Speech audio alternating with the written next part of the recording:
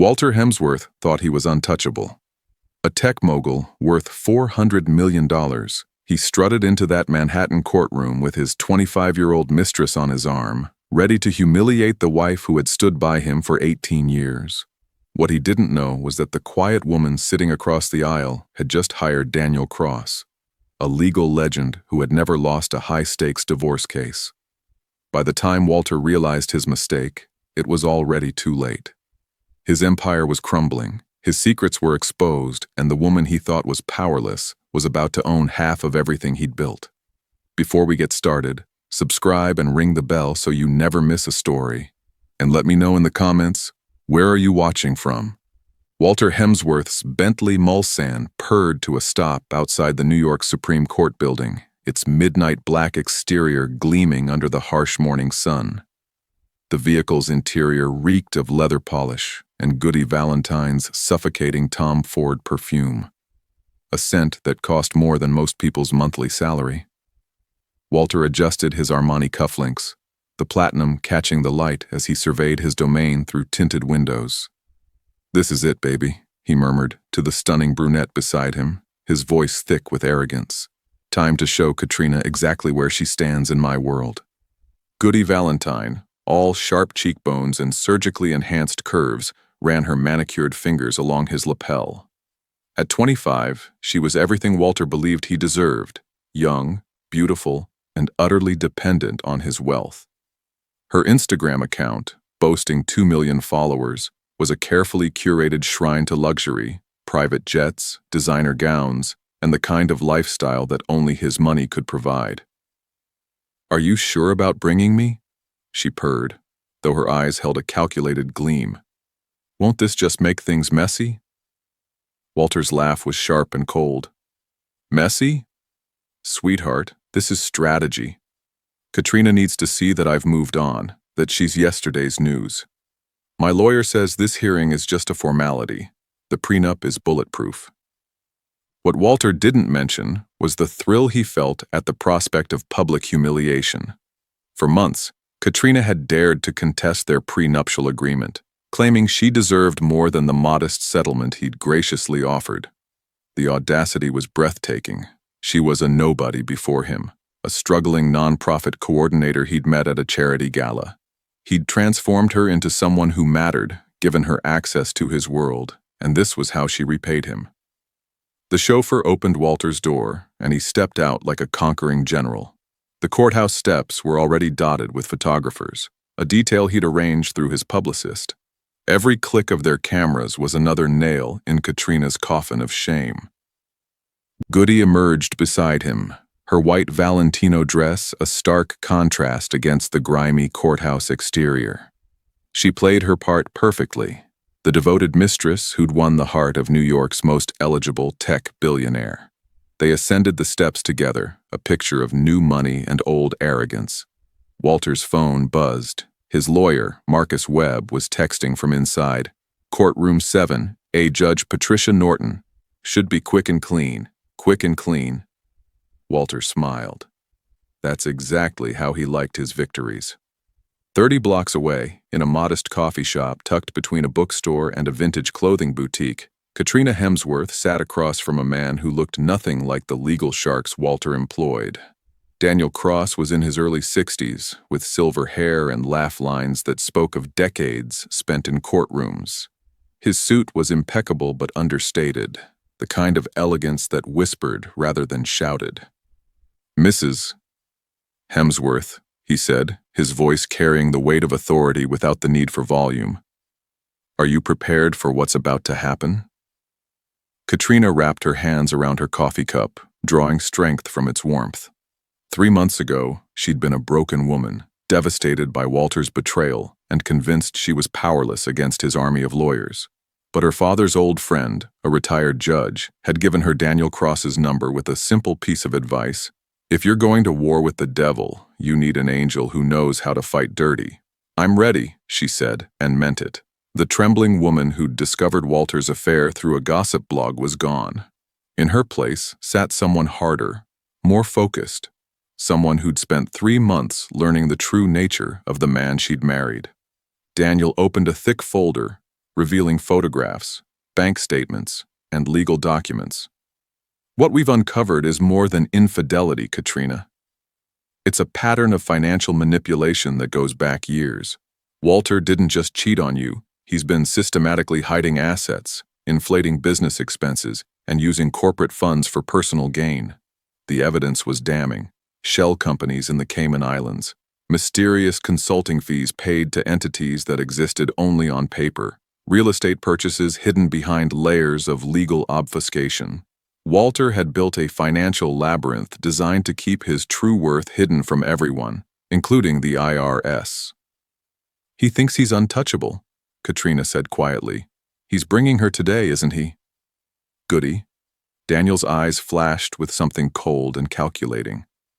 Let him. Arrogance is often a lawyer's best friend.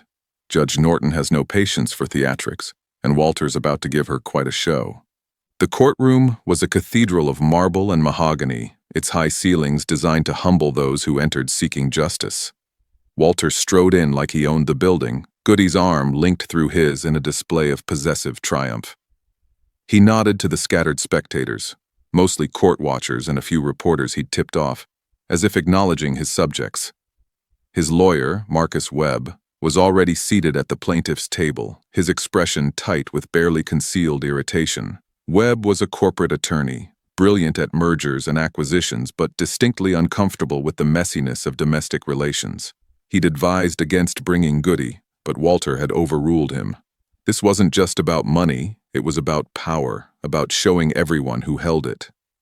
"Where is she?" Walter muttered, scanning the courtroom for his soon-to-be ex-wife.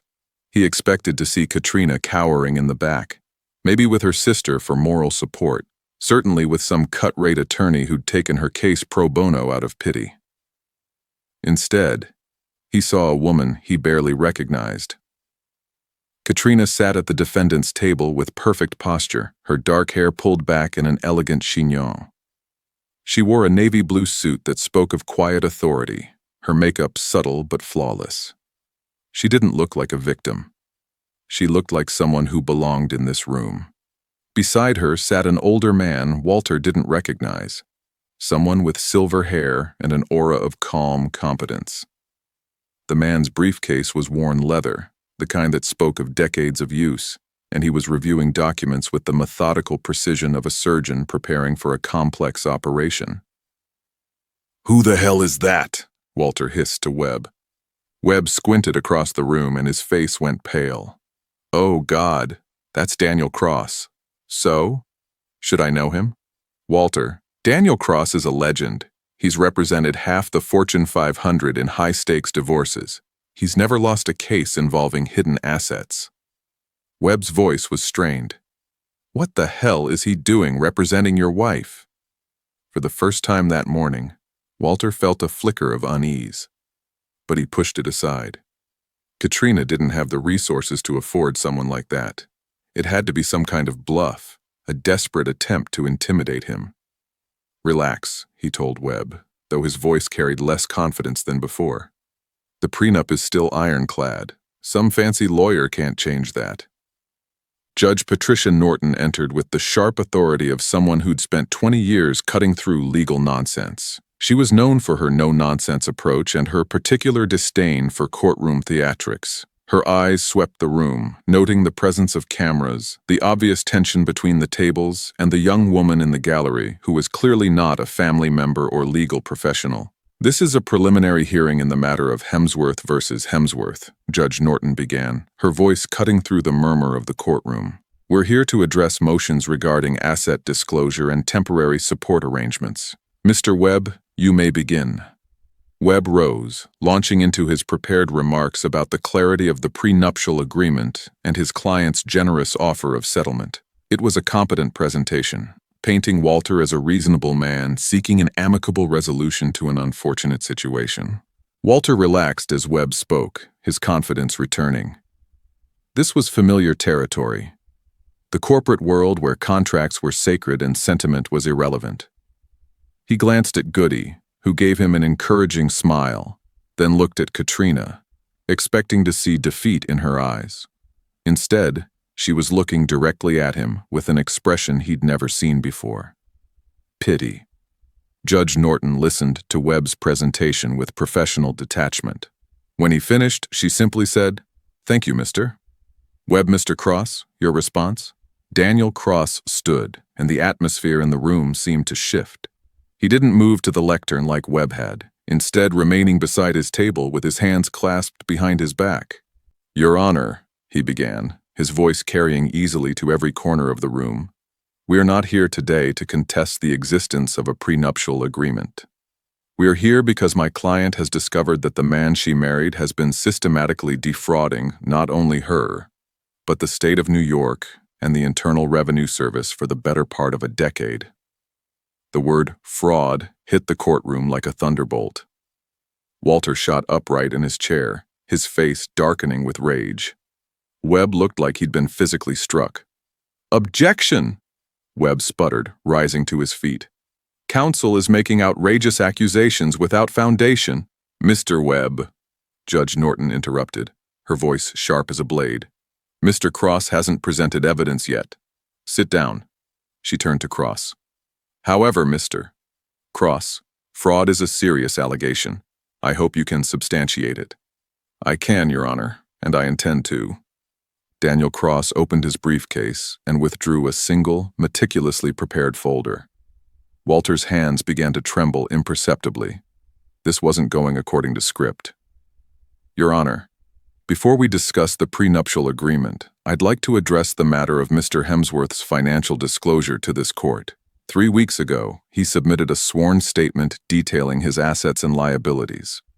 Cross placed a document on the court's projector. On page 12, under the heading, "Offshore Holdings and Foreign Accounts," Mr. Hemsworth listed exactly $0. Walter's mouth went dry. The offshore accounts were his insurance policy, his secret war chest. Only his most trusted financial advisors knew about them.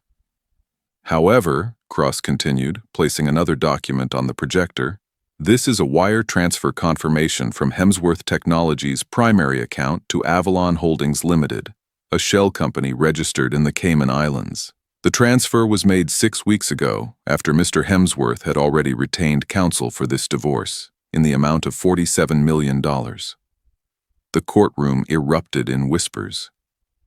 Walter felt the walls closing in around him. How could Cross possibly know about Avalon Holdings? Cross wasn't finished. "This is one of 17 such transfers made over the past 8 months, Your Honor.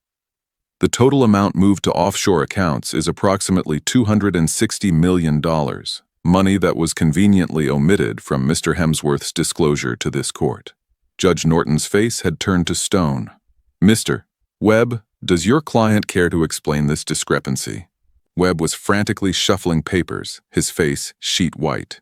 "Your Honor, we need time to review these allegations." "No," Judge Norton said flatly.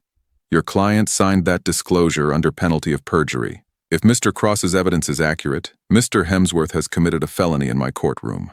She fixed Walter with a stare that could have frozen molten steel. "Mr. Hemsworth, did you or did you not sign this financial disclosure statement?" Walter's throat felt like sandpaper. Every instinct screamed at him to lie, to bluff his way through, but the documents on the projector were damning. Yes, but..." "And did you review it before signing?" "Yes, but, Your Honor, those accounts..." "Are exactly what, Mr. Hemsworth?" The trap was complete. To deny knowledge of the accounts would be admitting his disclosure was false. To acknowledge them would be confessing to perjury.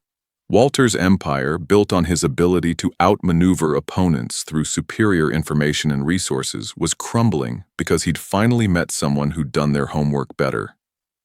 "Those accounts are legitimate business investments," Walter stammered, the lie sounding pathetic even to his own ears. Cross produced another document. "Legitimate business investments that include this purchase?" The projector now showed a bill of sale for a $2.8 million yacht registered to Avalon Holdings, with the named owner listed as Goody Valentine. The courtroom erupted. Walter spun around to look at Goody, whose face had gone from confident to terrified in the space of a heartbeat.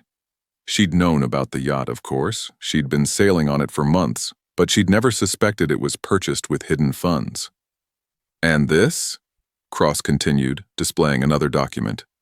A $1.2 million apartment on the Upper East Side, also purchased through Avalon Holdings, also registered to Ms. Valentine. Walter's world was disintegrating in real time. The secret accounts, the hidden purchases, the elaborate financial structures he'd built to keep his wealth out of Katrina's reach.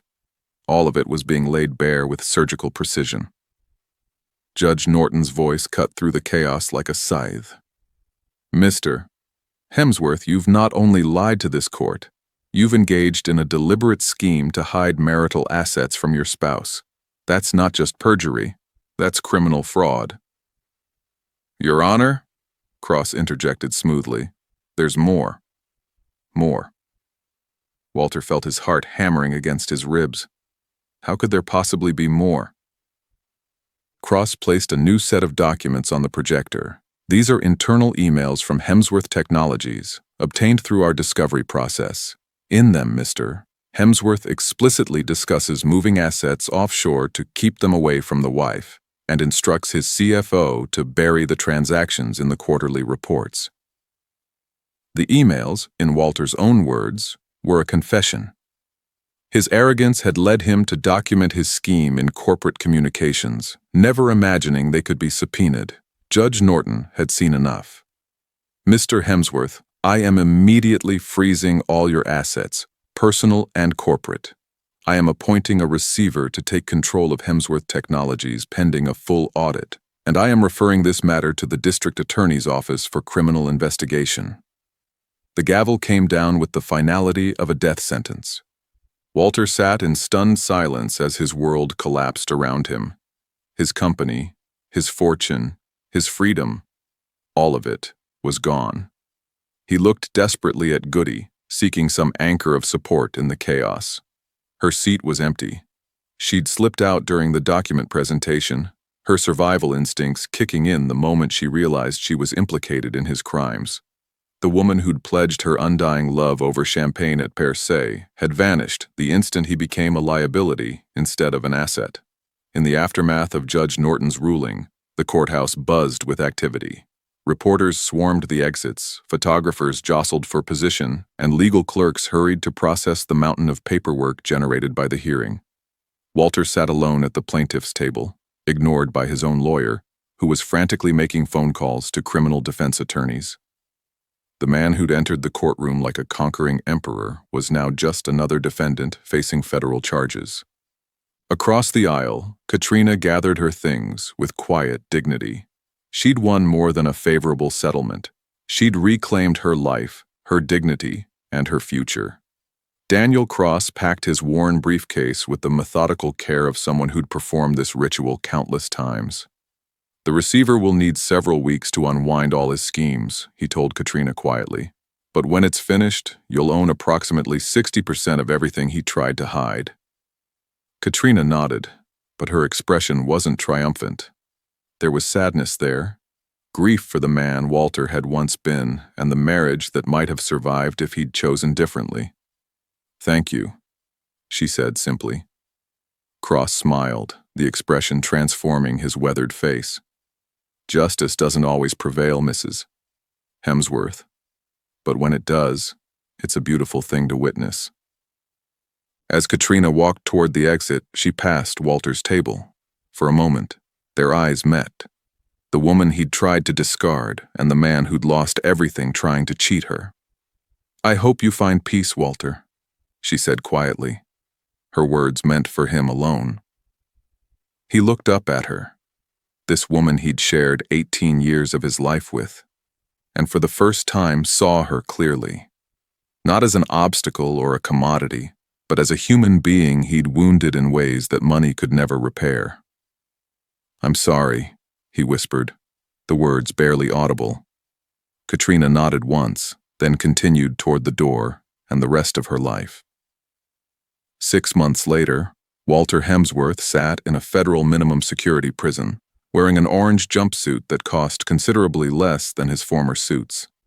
He'd been sentenced to 3 years for tax evasion and fraud, his empire dismantled and distributed according to the law he'd tried so hard to circumvent. Goody Valentine had disappeared completely, her social media accounts deleted, her apartment abandoned. The last anyone heard, she was living in Monaco under a different name, having parlayed her brief notoriety into a reality show deal. Katrina, meanwhile, had used her settlement to establish a foundation supporting women going through difficult divorces. She lived quietly in a restored brownstone in Brooklyn, surrounded by art and books, dating occasionally but in no hurry to remarry. She'd learned the difference between being alone and being lonely, and found peace in the distinction. The legal world still talked about Daniel Cross's masterful destruction of Walter Hemsworth's financial empire. Law students studied the case, learning how meticulous preparation and patience could topple even the most arrogant opponent. Walter had thought he was playing chess while everyone else played checkers. He never realized that Katrina had hired the grandmaster. This story serves as a powerful reminder that arrogance and betrayal have a way of creating their own consequences. Walter's downfall wasn't just about hidden money. It was about a man so blinded by his own ego that he forgot the most basic rule of warfare: never underestimate your opponent. What did you think of Goody's swift abandonment when the tide turned? Was it pure survival instinct or calculated cruelty? How do you feel about Walter's ultimate fate? Justice served or too harsh? Drop your thoughts in the comments below. I read every single one and love hearing your perspectives on these real-life dramas. If this story of justice and vindication resonated with you, smash that like button and share this video with someone who believes that truth always finds a way. Don't forget to subscribe and hit the notification bell for more incredible stories of courtroom drama, shocking betrayals, and ultimate justice. Trust me, you won't want to miss what's coming next. The scales of justice may be blind, but they never forget to balance the books in the end.